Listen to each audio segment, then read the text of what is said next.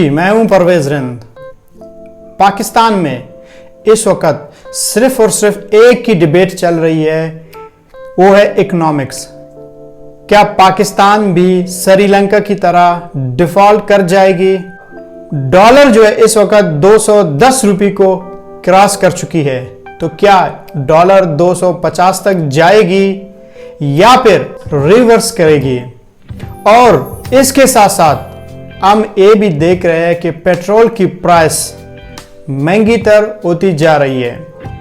तो आज इस व्लॉग में हम आपके सारे सवालों के जवाब देंगे। पाकिस्तान में एक रवाज है, जो भी पॉलिटिकल पार्टी पावर में आती है वो अपने से पहले जो हुकूमत है उसको जिम्मेदार ठहराती है कि पाकिस्तान की जो मैशियत की सिचुएशन है वो दूसरे हुकूमत ने इस हाल में लाया है। जैसे कि हम देखें, पीपल्स पार्टी की हुकूमत आई, उन्होंने कहा कि ये जो पाकिस्तान की मैशियत की सिचुएशन है सारा का सारा जो जिम्मेदारी उन्होंने परवेज मुशर्रफ के ऊपर डाली है। और इसी तरह जैसे ही नवाज शरीफ की हुकूमत आई तो उन्होंने क्या कहा कि जो पाकिस्तान की जो मैशियत है इसका सारा जिम्मेदार जो है पीपल्स पार्टी है, उसकी करप्ट लीडरशिप है। जैसे ही नवाज शरीफ की हुकूमत खत्म हो गई, हम देखते एक नया पार्टी जिसको हम कहते हैं पाकिस्तान तहरीक इंसाफ, इमरान खान की सरबराही में आई और उन्होंने कहा कि जो मुस्लिम लीग नून की क़यादत है वो सारे के सारे चोर है, सारे के सारे करप्ट है। उन लोगों ने पाकिस्तान की मैशियत को तबाह किया। पाकिस्तान के पास इतने पैसे नहीं है कि हम अपने मुलाजिमीन को तनख्वाह दे सकें, हम अपने लोन जो है उनको अदा कर सकें, कि हम किसी मुल्क के साथ ट्रेड करें। तो अब जैसे कि हम देख रहे हैं कि 3 साल इमरान खान की हुकूमत हुई और उनका यह दावा था कि पाकिस्तान की मैशियत ठीक हो रही है, पाकिस्तान की एक मैशियत है वो सही सिमत में जा रही है। तो जैसे ही 3 साल उन्होंने मुकम्मल कर लिया, लेकिन तहरीक अदम एतमाद उनके खिलाफ में आई। मुस्लिम लीग नून का जो सरबराह है शहबाज शरीफ, वो पाकिस्तान के प्राइम मिनिस्टर बन गए और उन्होंने कहा कि पाकिस्तान की मैशियत जो है तबाह है। क्यों है? उन्होंने सारा जो जिम्मेदारी है उन्होंने इमरान खान के सर पे रख दिया। उन्होंने कहा पाकिस्तान की जो मैशियत है इमरान खान ने तबाह कर दिया और पाकिस्तान के पास पैसे नहीं है, हमें IMF की तरफ जाना है, अगर नहीं गए तो हम लोग डिफॉल्ट कर जाएंगे। और अभी भी हम देख रहे हैं कि इन लोगों ने जो महंगाई की जो सिचुएशन लाई है, पाकिस्तान में जो महंगाई हो रही है, पेट्रोल की प्राइस हम देख रहे हैं, हम डॉलर को भी देख रहे हैं। तो अब हम इसमें देखेंगे कि इस 70 सालों में पाकिस्तान की मैशियत की असल जिम्मेदार कौन है? वो कौन है जिसने पाकिस्तान को मजबूर किया है कि वो लोन पे लोन ले लें? पाकिस्तान की जो फॉरेन पॉलिसी इतनी डिपेंडेंट हो जाए कि हम लोग किसी की तरफ न जा सकें। अगर हम चाहें पेट्रोल ईरान से लाएं, हम न ला सकें। अगर हम चाहें हम पेट्रोल रशिया से लाएं, हम न ला सकें। अगर हम चाहें हम सऊदी अरब से ट्रेड करें, हम न कर सकें। हम इतनी डिपेंडेंट हो चुके हैं, इस वजह से है कि हमारी मैशियत इतनी स्ट्रांग नहीं है। वो अलग बात है कि हम एक एटॉमिक पावर है, लेकिन हमारी मैशियत इतनी वीक हो चुकी है कि हम अपने इंडिपेंडेंट फॉरेन पॉलिसी नहीं बना सकते हैं। जैसे इमरान खान ने किया कि अमेरिका को आंखें दिखाने लगे, तो उसके बाद हम अपने मैशियत को देख रहे हैं। तो नाज़रीन, हम इस चीज़ को देखेंगे कि पाकिस्तान में क्या ये जो सारा एक पॉलिटिकल प्रोसेस की वजह से हमारा इकोनॉमी स्टेबल नहीं है या फिर स्ट्रक्चर में कोई मसला है। अगर पॉलिटिकली देखा जाए, पाकिस्तान में आज तक किसी पॉलिटिकल पार्टी ने पाकिस्तान की इकोनॉमी को ओन नहीं किया। इमरान खान से पहले की हम बात कर रहे हैं, जो पॉलिटिकल पार्टी पावर में आया उन्होंने सिर्फ और सिर्फ शॉर्ट टर्म के लिए काम किया। जितने अरसे तक उन्होंने काम किया, जैसे उनको पता था कि हमारी हुकूमत जाने वाली है, उन्होंने कहा चलो अब यहां तक हम लोग आ गए हैं तो हम ऐसे करेंगे, कुछ ऐसे स्टेप्स उठाएंगे कि ताकि आने वाले पॉलिटिकल पार्टी को, मतलब जो सारा बोझ है हम उसको आने वाले जो पॉलिटिकल पार्टी है उसके सर के ऊपर रख दें। تو یہی تو بات ہے، جب جو بھی پارٹی حکومت میں سٹارٹنگ میں آتی ہے وہ یہی رونا دھونا کر رہی ہے کہ کرنٹ اکاؤنٹ ڈیفیسٹ ہے، ہماری امپورٹ بھی بہت تباہ ہے، ہماری ایکسپورٹ ہے ہی نہیں. اور اس کے ساتھ ساتھ تو یہی بات عمران خان نے جیسے ہی وہ اپنے پاور میں آئے، ٹھیک ہے، انہوں نے کہا کہ ہم نے جو کام کرنا ہے وہ شارٹ ٹرم کے لیے نہیں کرنا ہے، ہم نے جو کام بھی کرنا ہے ہم نے صرف اور صرف لانگ ٹرم کے لیے کام کرنا ہے. اور اس کے ساتھ ساتھ ہم نے پاکستان کی معیشت کو اون کرنا ہے. انہوں نے یہ نہیں کہا کہ ہم لوگ ریفارمز جو لانے والے ہیں اس میں ملک کی معیشت خراب ہو جائے گی. ان کو پتا تھا کہ مطلب تھوڑی بہت مہنگائی ہو جائے گی، اتنا بھی نہیں ہوگی کہ جو ایک عام عوام ہے اس کے اوپر بوجھ آ جائیں. لیکن پاکستان تحریک انصاف کے جو لیڈرشپ ہے انہوں نے ایسے سٹیپس اٹھائے، ایسے اقدامات اٹھائے کہ پاکستان کی معیشت ٹریک پہ آ جائیں. اور اسی کے ساتھ ساتھ انہوں نے ایسے اقدامات کیے وہ ہمارے سب کے سامنے ہیں. اس سے پہلے ہم نے کبھی بھی نہیں دیکھا کوئی پولیٹیکل پارٹیز معیشت کو ہون کریں.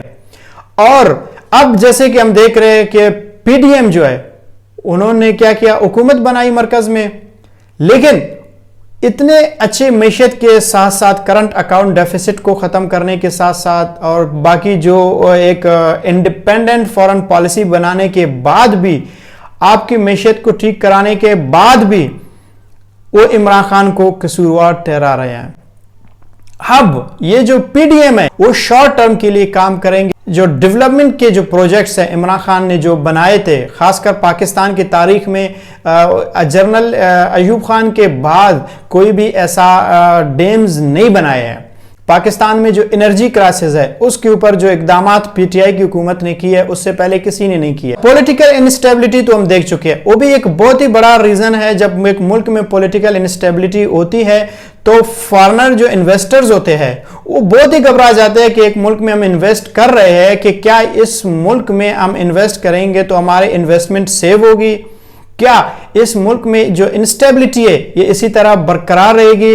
تو اسی طرح پاکستان کے اوپر آج تک جو فارن انویسٹرز ہیں انہوں نے کبھی بھی ٹرسٹ نہیں کیا. For the very first time Imran Khan کے حکومت نے ان کو یقین دہانی کیا ہے کہ بھائی جو جیسے ہی میں آیا ہوں سارے ہمارے انسٹیٹیوشنز ہیں وہ آزاد ہے، ہمارے ملک میں ایک پولیٹیکل اسٹیبلٹی آ جائے گی، سیول ملٹری ریلیشنز ہے وہ بھی ٹھیک ہے، مطلب سیول ملٹری ایک ہی پیج پہ ہے. وہ اتنا کانفیڈنٹ تھا. انویسٹرز کو بھی عمران خان کے قیادت پہ اعتبار ہو گئی. ایون کہ آپ سعودی عربیہ کو دیکھو، انہوں نے بھی آ کے سی پیک میں انویسٹمنٹ کرنا شروع کیا. ترکی بھی اس چیز پہ راضی ہو گیا تھا. ایران بھی پاکستان میں آنا چاہ رہا تھا. ایون کہ جو 5 ستان کنٹریز ہے وہ بھی پاکستان کے جو سی پیک ہے اس کے ساتھ جڑے رہنے کی کوشش کر رہے تھے. ایک طرف ہم دیکھتے ہیں کہ جو پولیٹیکل انسٹیبلٹی ہے وہ تو کافی خراب ہے، دوسری طرف پاکستان کی جو اسٹرکچرل سسٹم ہے اس کو دیکھیں گے. ناظرین اس میں ہم دیکھیں کہ پاکستان میں 1960 کے دور میں عمران خان اپنے تقریر میں بار بار آ کے یہی کہتے ہیں کہ پاکستان کی معیشت اتنا زبردست جا رہی تھی کہ یورپین کنٹریز بھی کہہ رہے تھے کہ ہمیں پاکستان سے جا کے سیکھنا ہے کہ ان کی معیشت کیسے زبردست ہو رہی ہے. بنگلہ دیش ایون کہ انڈیا سے بھی ہماری معیشت بہت ہی زبردست اسٹرانگ تھی. اس کے کیا وجوہات تھے؟ اس کے وجوہات یہ تھے پاکستان میں انڈسٹریز کڑے ہو گئے تھے اور پاکستان میں جو انڈسٹریلسٹ تھے وہ انویسٹمنٹ کر رہے تھے، وہ لانگ ٹرم کے لیے کام کر رہے تھے اور اس وقت ان کو باقاعدہ ایک زبردست سپورٹ مل رہی تھی اسٹیٹ کی طرف سے، انسٹیٹیوشنز کی طرف سے. اس وجہ سے وہ جو فارن انویسٹرز تھے ان کو بھی یقین تھا کہ پاکستان کی جو معیشت ہے وہ گرو کر رہی ہے اور وہ سارے لوگ یہاں پہ آنے لگے تھے. اور اس وقت پاکستان میں کرپشن نہیں تھی، لوگ اتنے کرپٹ نہیں تھے. ایسے چور ٹولے جو تھے وہ کوئی بھی ایسے چور نہیں تھے جو پاکستان کے پیسے لے کر باہر جاتے تھے، فلیٹس خریدتے تھے، یا ان کی ساری کاروبار باہر ہوتی تھی، انڈیا میں ہوتی تھی یا یورپ میں. تو یہ جو اسٹرکچر سسٹم تھا وہ کافی بہتر تھا. تو جیسے جیسے ہم دیکھ رہے ہیں کہ جو اسٹرکچرل سسٹم پاکستان کی خراب ہوتی گئی اور جو فارن انویسٹرز ہے उन लोगों ने पाकिस्तान की मैशियत पे, पाकिस्तान के जो दहशत गर्दी जो यहाँ पे शुरू हो गई, वो जो एक सिचुएशन था, अफगानिस्तान भी एक फैक्टर है, और उसके साथ साथ पाकिस्तान में एक ऐसा करप्ट टोला आया, हुक्मरानी करने लगा, और उनकी वजह से लोगों को, पाकिस्तान के मैशियत को, पाकिस्तान में जो स्ट्रक्चरल सिस्टम और पॉलिटिकल इंस्टेबिलिटी दोनों ने खराब किया, और इन्होंने मैशियत का बेड़ा गर्क कर दिया, इतना बुरा हाल कर दिया कि पाकिस्तान को IMF की तरफ जाना पड़ा। अब आप देख सकते हैं 1971 में बांग्लादेश आजाद हो गया, और बांग्लादेश 1971 के बाद आज उसकी मैशियत है वो इंडिया से भी और पाकिस्तान से भी मजबूत है। क्यों? क्योंकि बांग्लादेश ने भी वही काम किया जो 1960 से पहले पाकिस्तान में हो रही थी, और पाकिस्तान की मैशियत ठीक हो रही थी, और बांग्लादेश ने भी ऐसे स्टेप्स, ऐसे इकदामात उठाए कि उस कंट्री में आज तक कोई पॉलिटिकल इंस्टेबिलिटी नहीं आई, उसकी स्ट्रक्चर में कोई खराबी नहीं आई, वहां पे इन्वेस्टर्स की एतमाद उन लोगों ने जीत लिए। अभी भी आप देखें कि जो यूरोपियन इन्वेस्टर्स है, मिडिल ईस्टर्न इन्वेस्टर्स है, सारों का जो तरजीह है वो बांग्लादेश है, क्योंकि उनको पता है यहां पे कोई मिलिट्री रूल नहीं आएगी, उनको पता है यहां पे डेमोक्रेसी है, पॉलिटिकल स्टेबिलिटी है, और इनकी जो स्ट्रक्चरल सिस्टम है वो बिल्कुल ठीक है। और पाकिस्तान की जो मैशियत है, ये डर लोगों में बैठ चुकी है कि पाकिस्तान डिफॉल्ट कर जाएगी।